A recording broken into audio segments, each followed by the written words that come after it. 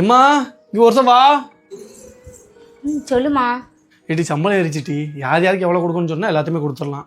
அப்படியா? சரி ஒரு நிமிஷம் இருங்க, நான் பார்த்து சொல்கிறேன். அம்மா மகேஷ்க்கு ஒரு 3000. மகேஷ் 3000. சைஸுக்கு ஒரு 2000. சைஸ் ஒரு 2000.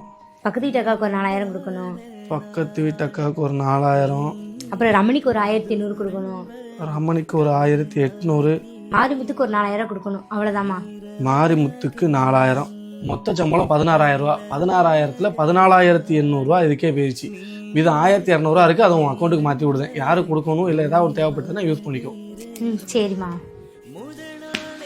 சோப்பா, யார் யார் கொடுக்கணுமோ எல்லாத்தையும் கொடுத்தாச்சு. இப்போ கொஞ்சம் நிம்மதியாக இருக்கலாம். 1 week later.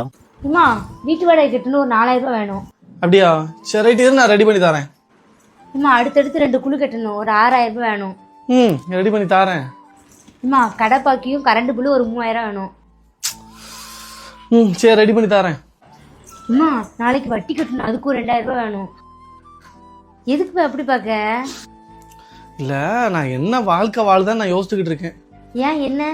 இல்லை, மாதம் பிறந்த உடனே எல்லாத்துக்கும் கடன் அடைச்சிருந்தேன். மாதம் முடியறதுக்குள்ளே மறுபடியும் எல்லாத்தையும் கடன் வாங்கிடுறேன். மறுபடியும் வேலைக்கு போகிறேன், மறுபடியும் சம்பளம் வாங்குறேன். மாதம் பிறந்த உடனே எல்லாத்துக்கும் அடைக்கேன். மாதம் முடியறதுக்குள்ளே மறுபடியும் கடன் வாங்கிடுறேன். எனக்கு மட்டும்தான் இப்படி வாழ்க்கை போகுதா, இல்லை எல்லார் வாழ்க்கையும் இப்படி தான் இருக்கா? Download ShareChat.